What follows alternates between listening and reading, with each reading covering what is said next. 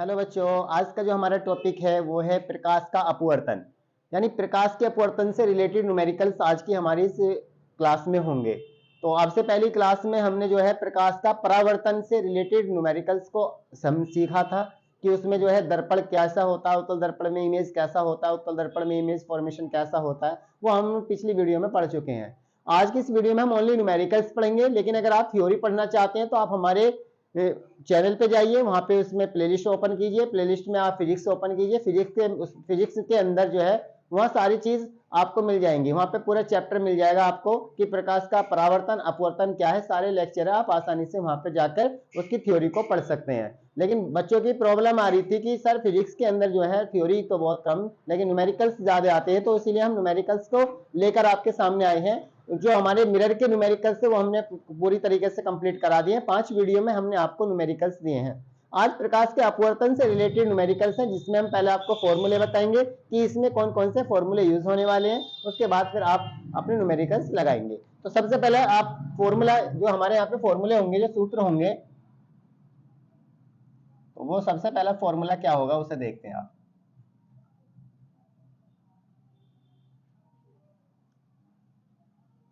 सबसे पहला फॉर्मूला होगा बेटा स्नेल नियम। आपसे पूछने लगे स्नेल का नियम क्या होता है, तो स्नेल का नियम यानी अपवर्तनांक जो होता है, अपवर्तनांक पहला फॉर्मूला आपका n equal to sine i upon sine r, ये आपका स्नेल का नियम होता है। यानी अपवर्तनांक equal to sine i upon sine r. अब अगर आप कहने लगे sine i upon sine r क्या होता है, तो फिर हम थ्योरी में चले जाएंगे। थ्योरी में मैं यहाँ पे थ्योरी में नहीं जाना चाहता, मैं आपको ओनली न्यूमेरिकल सिखाने आया हूँ और आपको न्यूमेरिकल ही सिखाऊंगा। क्योंकि थ्योरी की बात करता हूं तो मैं प्रकाश के अपवर्तन की एक छोटी डेफिनेशन बताता हूं। जब प्रकाश किरण एक माध्यम से दूसरे माध्यम में प्रवेश करती है तो वह अपनी मार्ग से विचलित हो जाती है। इस घटना को प्रकाश का अपवर्तन कहते हैं। जब प्रकाश किरण एक मार्ग से दूसरे यानी एक माध्यम से दूसरे माध्यम में प्रवेश करती है, एक माध्यम से दूसरे माध्यम में प्रवेश करती है, तो अपने मार्ग से विचलित हो जाती है। यानी जो उसका रास्ता होता है या तो बैंड हो जाती है, नॉर्मल की ओर मुड़ जाती है, नॉर्मल से दूर हट जाती है। इस घटना को प्रकाश का अपवर्तन कहते हैं। यदि वो बैंड हो रही है, नॉर्मल की तरफ को बैंड हो रही है, नॉर्मल की ओर को मुड़ रही है, तो समझ लेना पहला माध्यम विरल, दूसरा माध्यम सघन होगा। अगर वो दूर हट रही है तो पहला माध्यम सघन, दूसरा माध्यम विरल होगा। इसे आप आसानी में समझ सकते हैं। तो इसमें स्नेल का नियम, जब आप प्रकाश के अपवर्तन के नियम पढ़ेंगे तो वहां पहला नियम कुछ अलग होता है, दूसरा नियम भी होता है, तो उसमें एक नियम स्नेल का नियम भी होता है। तो अब आपने देखा पहला फॉर्मूला तो हो गया। इसके बाद फॉर्मूला नंबर 2, आप फॉर्मूला नंबर 2 पे जाइए। तो फॉर्मूला नंबर 2 क्या कहना चाह रहा है, माध्यम में अपवर्तनांक। यानी अगर माध्यम में अपवर्तनांक पूछने लगे तो माध्यम में अपवर्तनांक कैसे निकालेंगे। तो अगर आपने देखा माध्यम में अपवर्तनांक, माध्यम में अपवर्तनांक, बेटा ये फॉर्मूले हैं, आप इनको आपस में ध्यान से रखना। माध्यम में अपवर्तनांक अगर निकालते हैं तो वायु में प्रकाश की चाल अपन माध्यम में प्रकाश की चाल, ये हमारा फॉर्मूला है। वायु में प्रकाश की चाल, वायु में प्रकाश की चाल और अपन माध्यम में प्रकाश की चाल। ये आपके फॉर्मूले आपकी बुक में भी मिल जाएंगे, आप अपनी बुक से भी देख सकते हैं। माध्यम में प्रकाश की चाल, माध्यम में प्रकाश की चाल। अब आपको पता है इसमें किससे किसको डिनोट करते हैं, ये भी आप देख लेना। अपवर्तनांक को एन से डिनोट करते हैं और वायु में प्रकाश की चाल सी होती है और माध्यम में प्रकाश की चाल वी होती है। आप आसानी से इसको ब्रैकेट में बंद करके फॉर्मूला बना सकते हैं, ये हमारा फॉर्मूला होगा।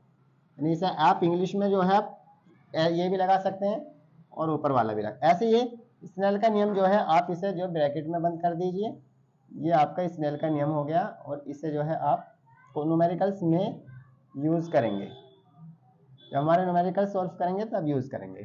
तीसरा है आपका, तीसरा भी ध्यान से रखिए, तीसरा वायु के सापेक्ष कांच का अपवर्तनांक अगर निकालने लगे तो हमेशा ध्यान रखना है वायु के सापेक्ष, वायु के सापेक्ष,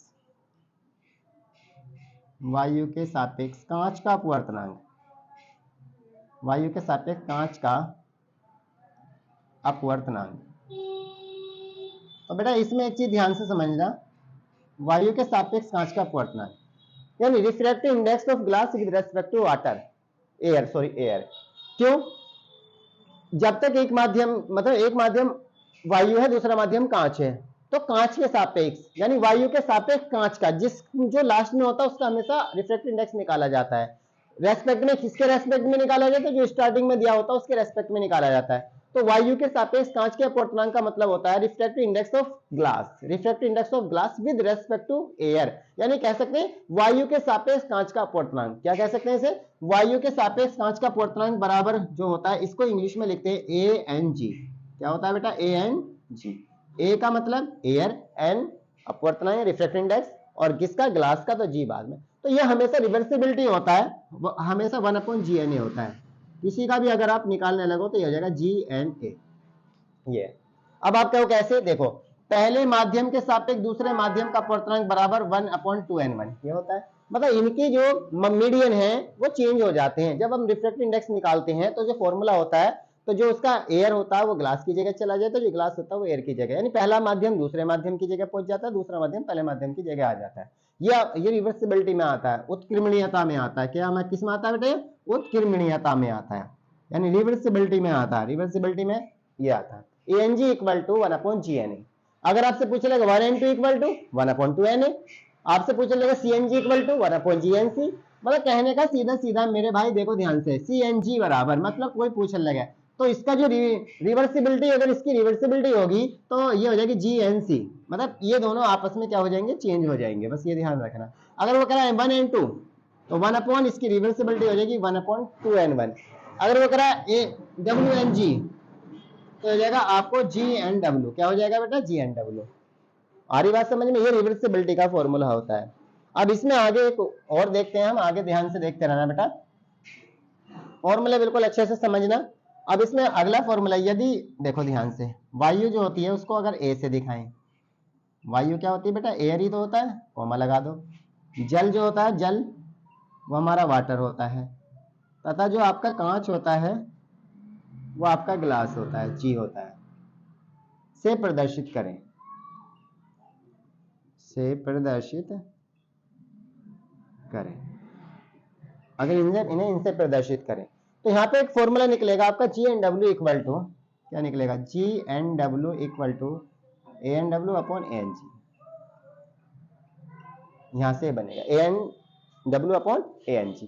अब बात करते हैं, अगर यहाँ पे तुमसे WNG निकालने लगे तो WNG का कोई फॉर्मूला नहीं होता, तो इसलिए क्या करना पड़ेगा? पहले आपको यही निकालना पड़ेगा GNW, यानी refractive index of water with respect to glass, यानी ग्लास के रेस्पेक्ट में किसका? वाटर का रिफ्रैक्टिव इंडेक्स।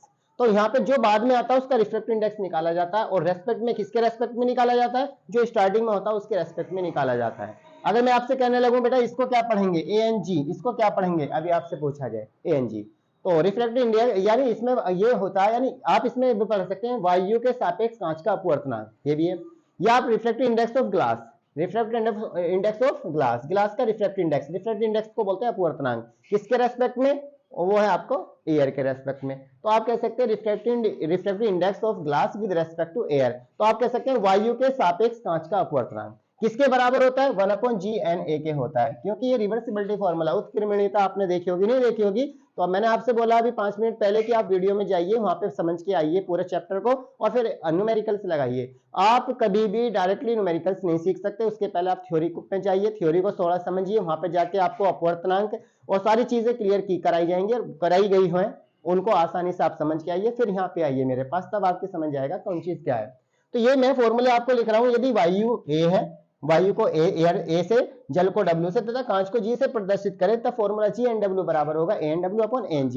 यहाँ पे तीनों में रिलेशन निकालने के लिए क्वेश्चन आता है। अगर वो कहने लगे WNG निकालिए, नहीं, पहले आपको GNW ही निकालना पड़ेगा। मान लीजिए आप GNW जब निकाल लेंगे तो फिर तब उसके बाद WNG निकालेंगे, और WNG इक्वल टू 1/GNW, वही रिवर्सिबिलिटी फॉर्मूला लगेगा। मैं निकाल के दिखाऊंगा क्वेश्चन जब आपकी समझ में आएगा।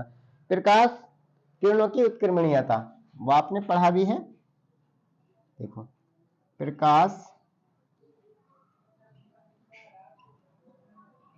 किरणों की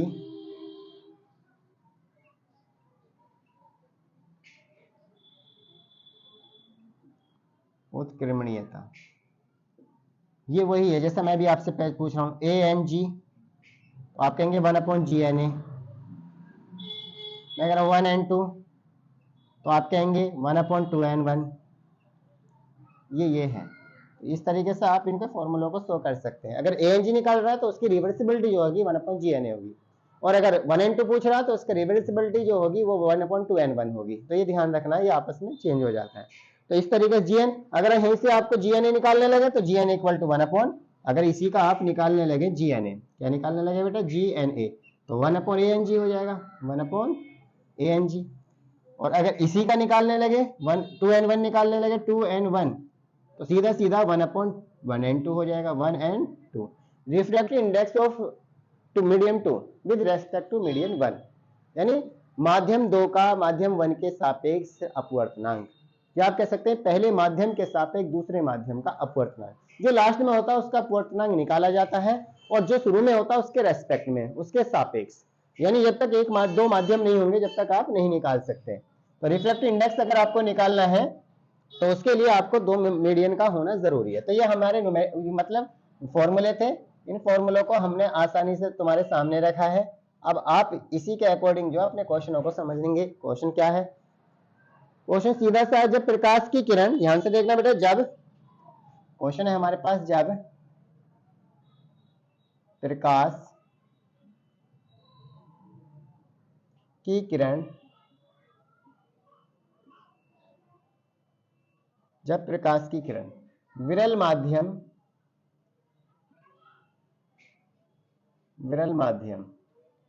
से सघन माध्यम में जाती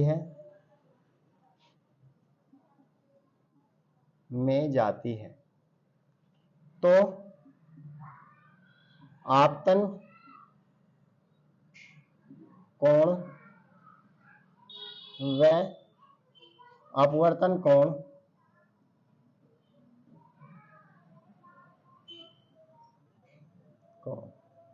किरण से 45 और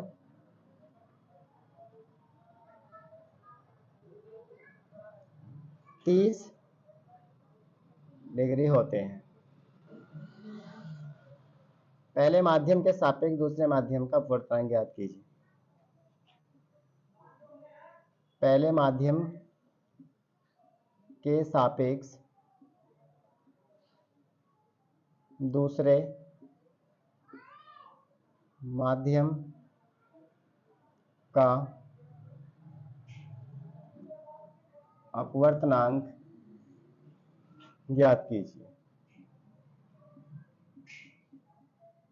आपकी बहुत समझ में आ गया होगा। देखो अब कहना क्या चाह रहा है क्वेश्चन, जब प्रकाश किरण विरल माध्यम से सघन माध्यम में जाती है तो जो उसका विरल माध्यम में जो आपतन कोण होता है वो तो 45 डिग्री हो जाता है, और जो सघन माध्यम में जो अपवर्तन कोण है वो 30 डिग्री हो जाता है। मैं आपको बताता हूं किस तरीके से, ध्यान से देखना। मान लिया बेटा एक माध्यम 1 है ऊपर, ये आपका माध्यम 1 हो गया, और ये हो गया माध्यम 2। अब एक प्रकाश की किरण ऐसे आती है, ये सीधी आ रही है, माध्यम 1 से आ रही है और माध्यम 2 में जा रही है। माध्यम 2 में जाने के बाद जो कोण है वो छोटा हो रहा है। इसका मतलब अगर ये एंगल 45 डिग्री है तो ये अभिलंब की ओर झुक रही है, और ये एंगल जो है आपका 30 डिग्री का हो रहा है। तो मैंने आपको बताया जब अपवर्तित किरण अभिलंब की ओर झुकती है तो पहला माध्यम विरल होता है। पहला माध्यम कैसा होता है बेटा, विरल। यहीं से पहचाने तो प्रकाश विरल माध्यम से आ रही है, और किस में आ रही है बेटा, सघन में आ रही है। ये बस ये समझ लेना। अगर प्रकाश की किरण यानी जो ये अभिलंब की ओर आ रही है, अगर अपवर्तित किरण अभिलंब की ओर आ रही है, अभिलंब की ओर झुक रही है, तो आप समझ लेना कि जो पहला माध्यम होगा वो आपका विरल होगा, दूसरा माध्यम वो आपका सघन होगा। ऐसा समझिए। अब आप ये सघन, जो पहले माध्यम में जो आपतन कोण है वो कितना हो जाएगा, पहले माध्यम में जो आपतन कोण होगा यानी किस किस के बीच में, अभिलंब के और आपतित किरण के बीच में जो कोण होगा वही आपतन कोण होता है, तो वो कितना हो जाएगा, 45 डिग्री। और अपवर्तित किरण में और अभिलंब के बीच में जो कोण होता है वो बेटा अपवर्तन कोण होता है। क्या होता है वो, अपवर्तन कोण। वो हो जाएगा आपका R, वो है आपका 30 डिग्री। अब कह रहा पहले माध्यम के सापेक्ष दूसरे माध्यम का अपवर्तनांक 1 and 2 शॉर्ट फॉर्म में लिख दिया मैंने, इसे कह रहा क्वेश्चन मार्क।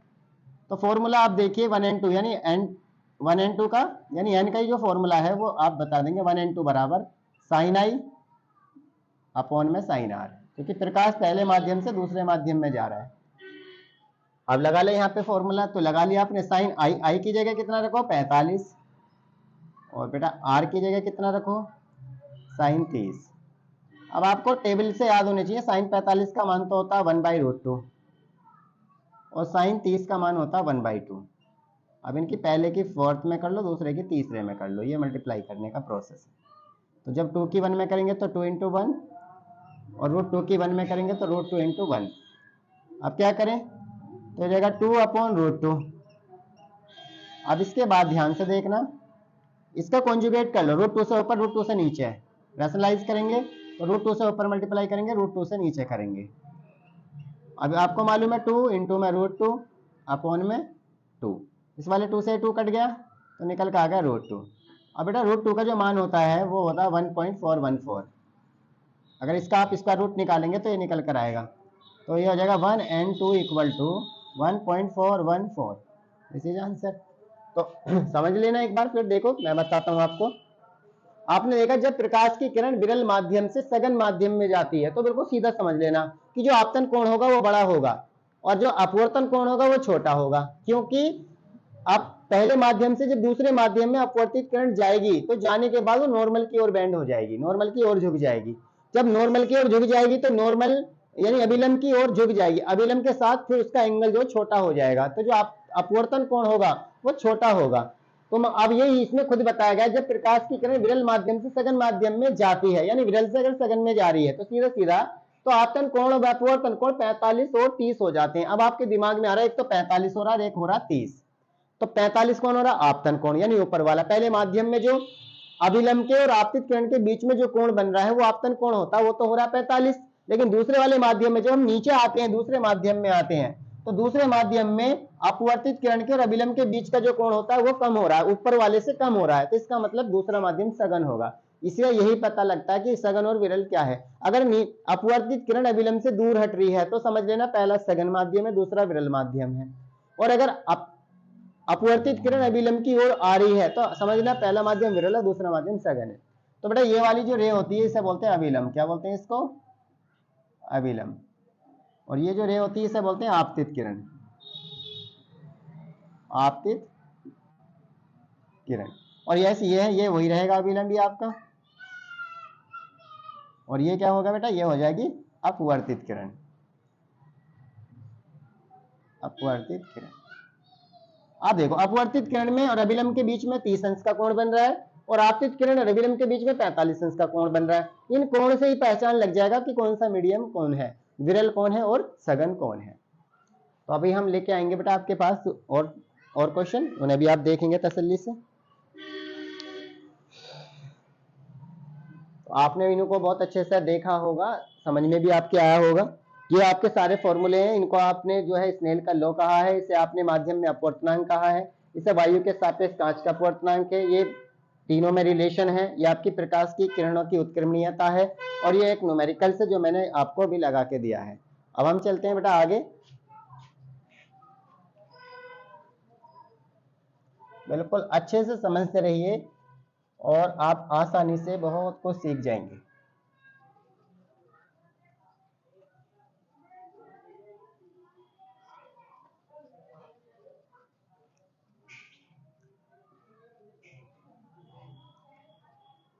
अब हमारा नेक्स्ट क्वेश्चन है बेटा, ध्यान से देखना, जल का वायु के सापेक्ष अपवर्तनांक। क्वेश्चन नंबर 2, जल का वायु के सापेक्ष, जल का वायु के सापेक्ष अपवर्तनांक 4/3 है।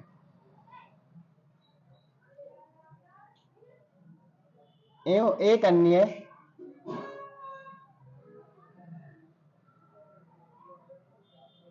अन्य पदार्थ का अन्य पदार्थ का वायु के सापेक्ष अपवर्तनांक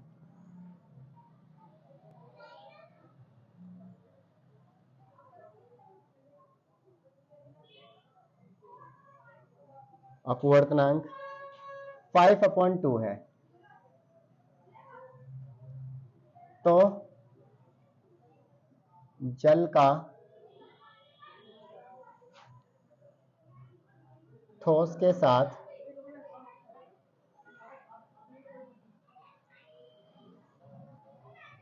अपवर्तनांक ज्ञात कीजिए।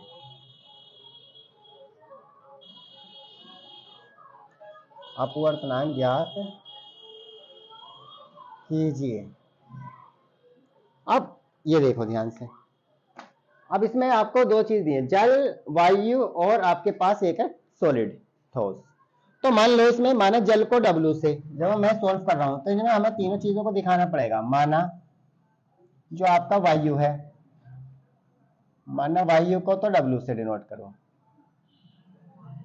कॉमा लगा दो, जल को, वायु को एयर से, सॉरी, जल को W से,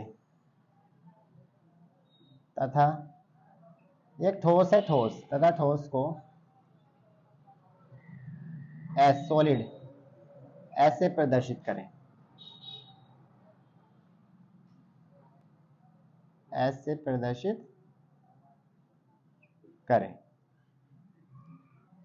तो ये इससे, अब इसमें धीरे धीरे आप सारी चीजें लिखो। तो कह रहा जल का वायु के सापेक्ष अपवर्तनांक, सबसे पहले देखो जल का, जिसका क्या कह रहा है, जिसका कह रहा है उसके ध्यान से रखना, जल का वायु के सापेक्ष, जल का वायु के सापेक्ष, जल का वायु के सापेक्ष अपवर्तनांक। तो शॉर्ट फॉर्म में क्या लिखेंगे बेटा इसको, शॉर्ट में जल का वायु के सापेक्ष अपवर्तनांक, तो किसके सापेक्ष, वायु के, A&W। पर इन्होंने हमें घुमाने के लिए ऐसा दे दिया, मैं भी आपको समझ रहा हूं। अगर वो सीधा ये कह देते वायु के सापेक्ष जल का अपवर्तनांक इतना है, तो एकदम समझ में आ जाता, वायु के सापेक्ष जल का अपवर्तनांक। लेकिन कह रहा जल का, किसका, जल का, किसके सापेक्ष, वायु के सापेक्ष। तो कह रहा जल का अपवर्तनांक वायु के सापेक्ष, तो बेटा देखो यार, जल का वायु के सापेक्ष अपवर्तनांक, जल का ही तो है, जल का सापेक्ष कौन आ रहा है, वायु। तो यही चीज समझनी है। तो इसमें अगर ये कह देता वायु के सापेक्ष जल का अपवर्तनांक, तो तब भी वही बात थी। और ऐसे कहते जल का वायु के सापेक्ष अपवर्तनांक इतना है। तो बेटा बस तुम्हें घुमाने के लिए ऐसा हुआ है, तुम्हें घुमाने के लिए ऐसा किया गया है। अगर वो सीधी सीधी भाषा में ये आ जाता कि वायु के सापेक्ष जल का अपवर्तनांक तो इतना है, तो फिर बिल्कुल सिंपल हो जाता, क्योंकि वायु के सापेक्ष A&W, और मैंने भी वही लिखा A&W, क्योंकि जिसका पूछ रहा, जिसका जल का पूछ रहा, किसका, जल का, किसका पूछ रहा बेटा, जल का, तो W तो बाद में आना है। किसके रिफ्रैक्टिव इंडेक्स किसका, जल का, किसके रेस्पेक्ट में, एयर के रेस्पेक्ट में। जिसके रेस्पेक्ट में है, जिसके सापेक्ष ले रहे हो, वो हमेशा शुरू में जाएगा। तो ये हो गया। अब उसके बाद कह रहा एवं अन्य पदार्थ का वायु के सापेक्ष अपवर्तनांक। अन्य पदार्थ का मतलब है ठोस का, अन्य पदार्थ का यानी ठोस का वायु के सापेक्ष, ठोस का वायु के सापेक्ष। अन्य पदार्थ है, अन्य पदार्थ को हमने ठोस बोल दिया, सॉलिड बोल दिया, तो उसका वायु के सापेक्ष पूछ रहा है। तो अब के भी किसका, अब किसका निकल पा रहा, ठोस का, यानी एस का, किसके सापेक्ष, ए के, ANS इक्वल टू आ गया 5/2। दो बात आ गई, ANS क्यों आ गया बेटा, ANS refractive index of solid with respect to air, मतलब कहने का वायु के सापेक्ष ठोस का अपवर्तनांक, या ठोस का वायु के सापेक्ष अपवर्तनांक। सीधा सीधा दोनों लैंग्वेज में घुमाने के लिए। अब वो पूछ रहा है जल का, बेटा किसका, जल का, जिसका पूछ रहा है उसका ध्यान से देखो, जल का, जल का पूछ रहा है, किसके साथ, ठोस के साथ, जल का ठोस के सापेक्ष,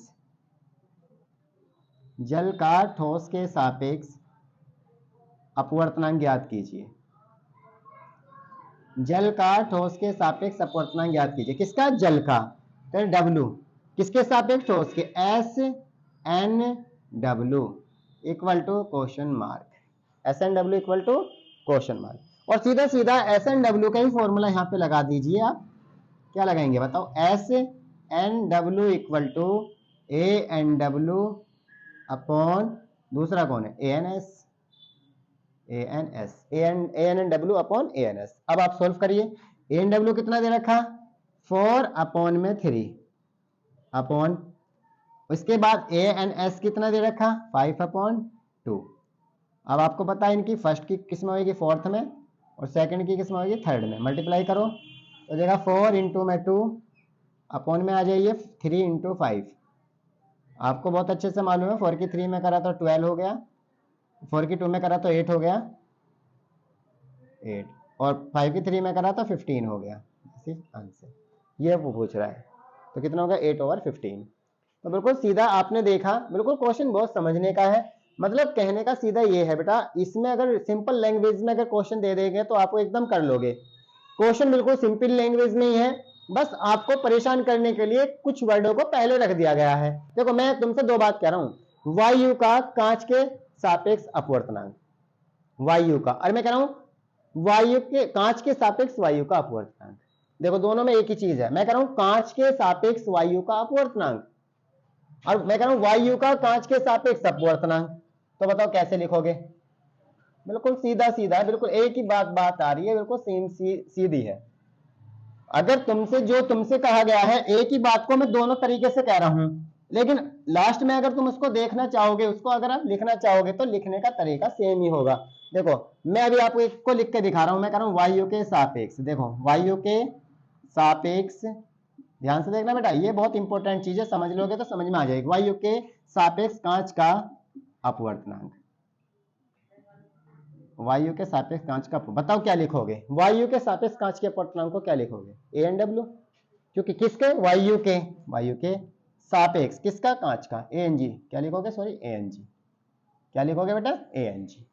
वायु के सापेक्ष कांच का अपवर्तनांक को ANG लिख दोगे। अगर मैं इसे दूसरी भाषा में कह दूं, कांच का, देखो ध्यान से वही चीज यहां हुई है, कांच का वायु के सापेक्ष अपवर्तनांक, कांच का वायु के सापेक्ष अपवर्तनांक, बताइए इसे क्या लिखोगे फिर, इसे और बता दो।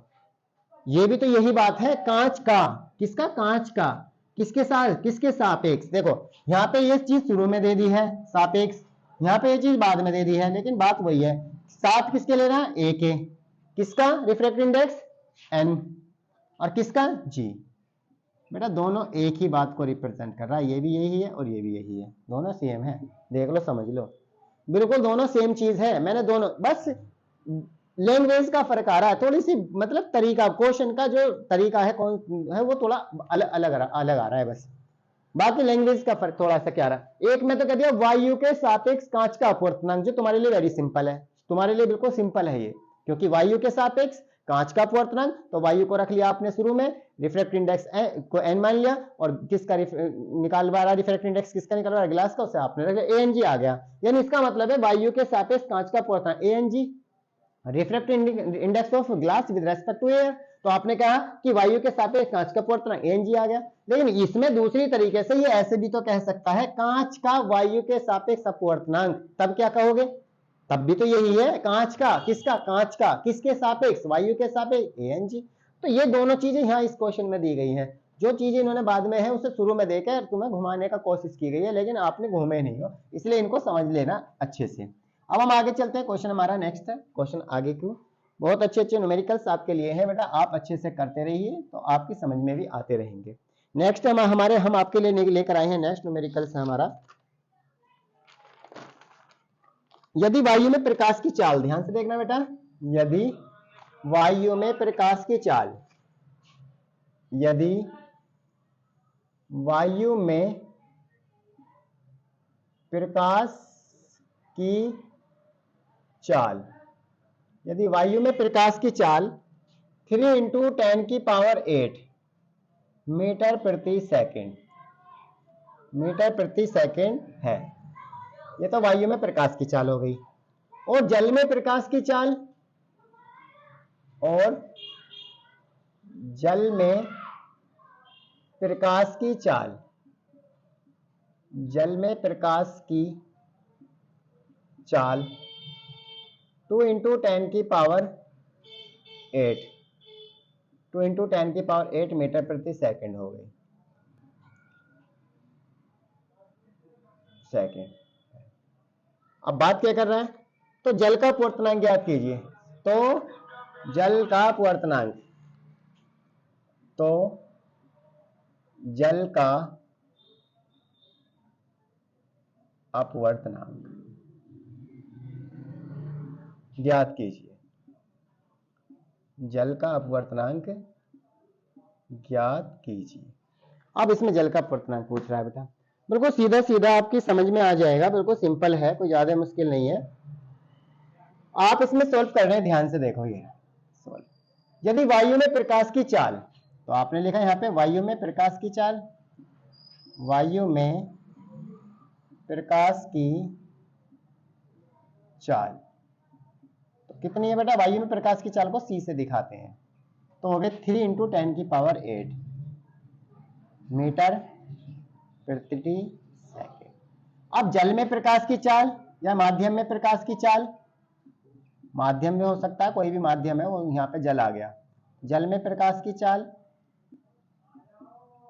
जल में प्रकाश की चाल, जल में प्रकाश की